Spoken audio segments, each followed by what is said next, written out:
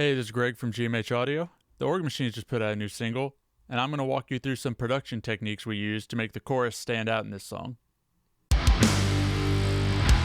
Here we are in the mix session for A Fire. So a big thing with this song is the contrast between the verse, which is more of this driving groove, and the chorus, which is more this floaty, spacey section. And there are a lot of techniques I used across all the different instruments in order to really bring out that contrast and emphasize it. So first, let's talk about the drums. There are a couple things I did to that end. So here's the chorus, just the drums.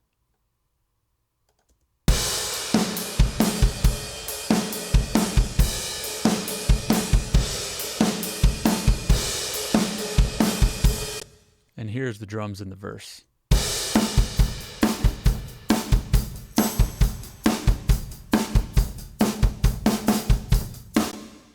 So definitely two different sounds. They obviously still fit together. They're part of the same song. They're from the same performance on the same recording of the same drum kit, but want to give the chorus something extra for bigness and the verse something extra for that kind of driving feeling. So here's what we did in the chorus, first of all. I actually used mostly a natural snare for most of the song, but in the chorus, I added this snare sample track. And I'll mute that and unmute that so I can show you what it's doing. Here's with it.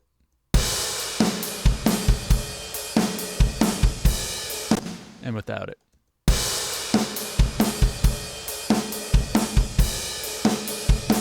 And with it.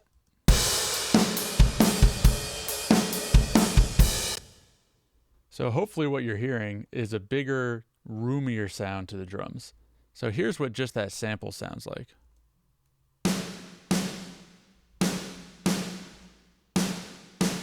And you'll notice that doesn't have a ton of impact. I'm not looking to change the character of the drum. I'm not looking to replace the drum with the sample because I like how the drum sounds. But I wanted that extra sense of size in the chorus. So here's what's going on there. I've actually got 3 samples loaded up in Trigger. This Ghost Moz Snare Room is a sample from a Ghost Moz session I did with just the room mics. This Garage Snare is a snare played in my garage, super roomy and reverby. Almost no impact at all on that one. And this snare sample too is just a nice, fat, roomy snare sample in my library. And together they all sound like this. So what I'm using that is instead of maybe putting a reverb on the snare track, which then you're also reverbing bleed, maybe ghost notes that you don't necessarily want, I use the sample as more of a reverb to add that sense of space in a really controlled way. So again, I'll play you with and without, and I'll just mute it right here. The snare inch track is the sample, so you can see when I'm turning on and off.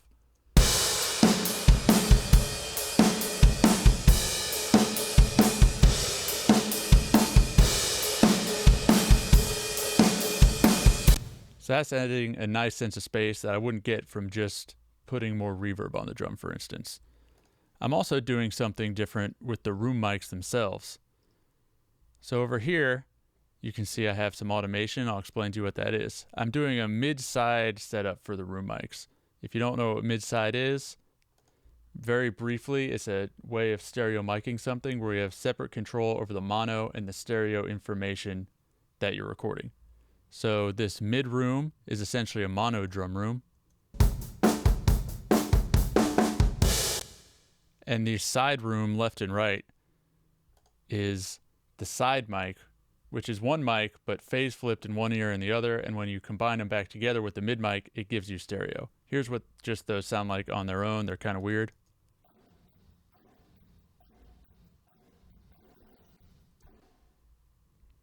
And then when I play it all together, you have a full stereo room sound.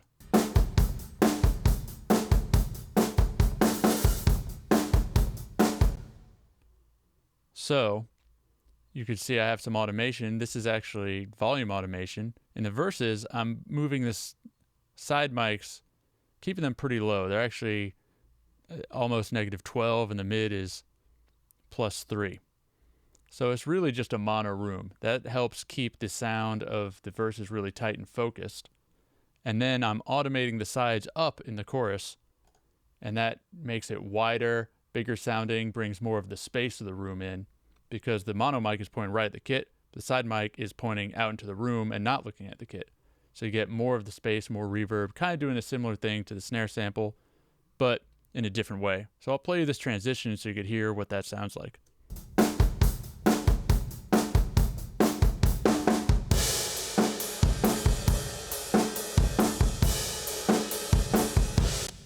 Listen to the snare drum especially before and after that transition.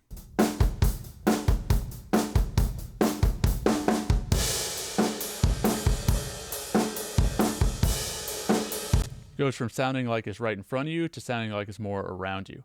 So I use that automation trick when it hits the choruses to give another sense of space to the whole drum kit and big up the chorus a little bit for that different feel. There's also some different percussion we used.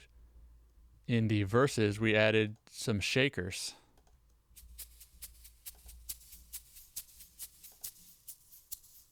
Looks like 2 shakers that we tracked, and I put them both in stereo.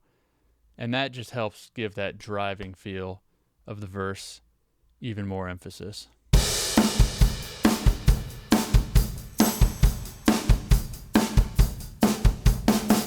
Real quickly, too, we have this tambourine. I have kind of a normal tambourine, but then I also have this tambourine, which we actually ran out through a guitar reverb pedal, the Earthquaker Devices Astral Destiny, and that has some extra flavor to it. So there's that. Let's talk about the bass. The bass is made up of 2 sounds in the verses and 3 sounds in the choruses. So let me play that for you. Here's the verse bass. Let me mute those drums.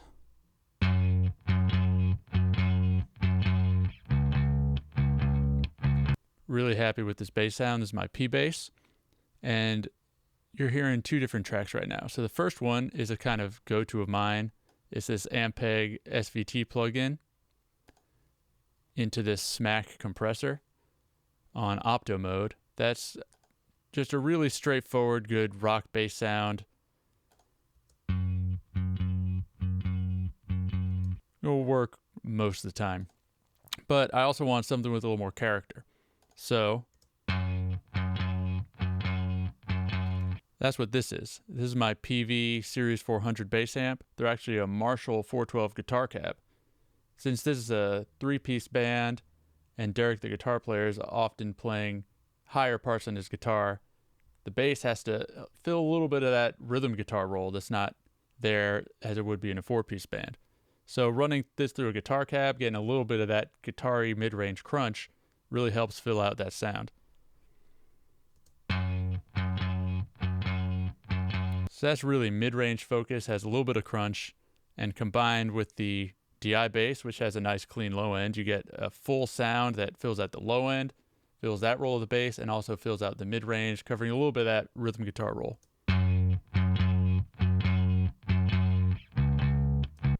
Now in the chorus, I brought in another sound on this bass chorus track, which is appropriately named because it happens in the chorus, but it also has chorus on it. Let me show you what that sounds like.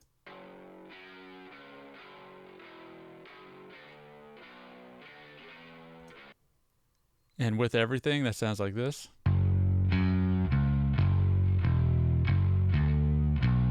Without it, oh, I miss it so much when it's gone. In the full mix, it's subtle, but it's really nice to have it there. So here's what that is. That is this Parallax plugin from Neural DSP, which divides the bass into 3 ranges. I'm only using the mid band. So the high and low is totally muted. I'm only getting this mid range, which looks like it's centered around 400 hertz. And then I'm running that through Smack again. But then this Studio D chorus, which is stereoizing things and giving it that wide chorusy sound, kind of a spacey sound. So that's giving some extra width, some sense of space, is helping add to the floaty vibe of the chorus. And I'll show you real quick going from the verse into the chorus.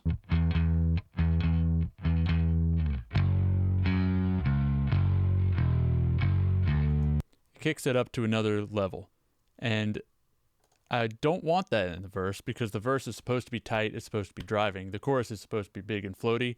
This just helps emphasize that a little bit more. Guitars. Again, we're thinking of it in a sort of similar way. There's actually a triple track guitar is going on most of the time. Sounds like this.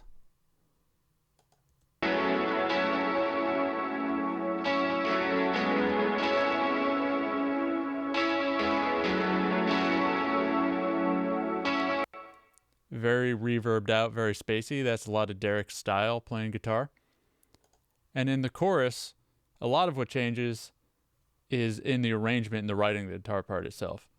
The part's totally different. The range he's playing it is totally different. And that in itself does a lot to help that contrast.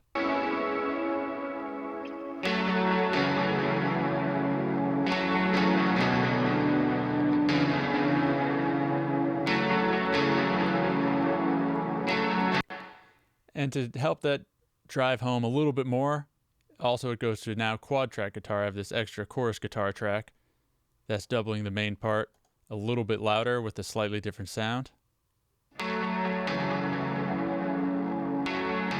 And panned the opposite way of what I'm treating as my main guitar. So it sounds a little bit thicker, it sounds a little bit warmer. And again, just helping beef that chorus up, add some contrast between it and the verse. We also bring in some keys. Again, we're driving home the same thing. It's a lot of these little subtle production things that add up to bring the chorus up to a whole new level. And you might not, when you're listening to the song, be thinking like, oh, they added another guitar layer and another keyboard layer. It should sound natural. It should just sound right. So doing it all in these subtle ways helps it not be too obvious. We just want to give the feeling to the person who's listening to the song, trying to enjoy it. This synth part is just a simple pad sound, comes in under the chorus.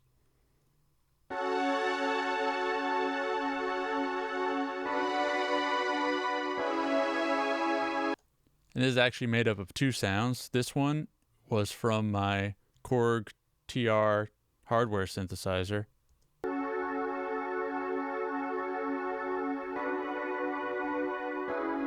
And this one's from a software synthesizer.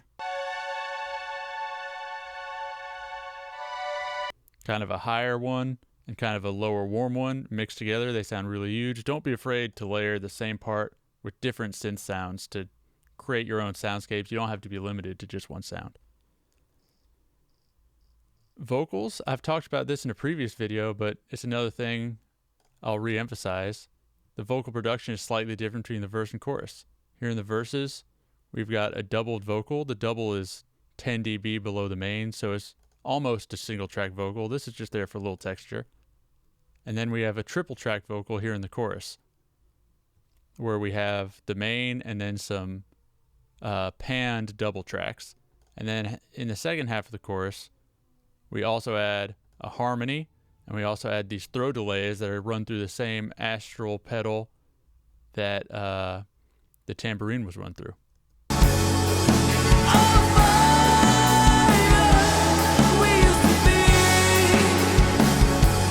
So rather than just doing a throw delay kind of the normal way, instead we re-record it through this pedal, so it's really reverbed out and spacey.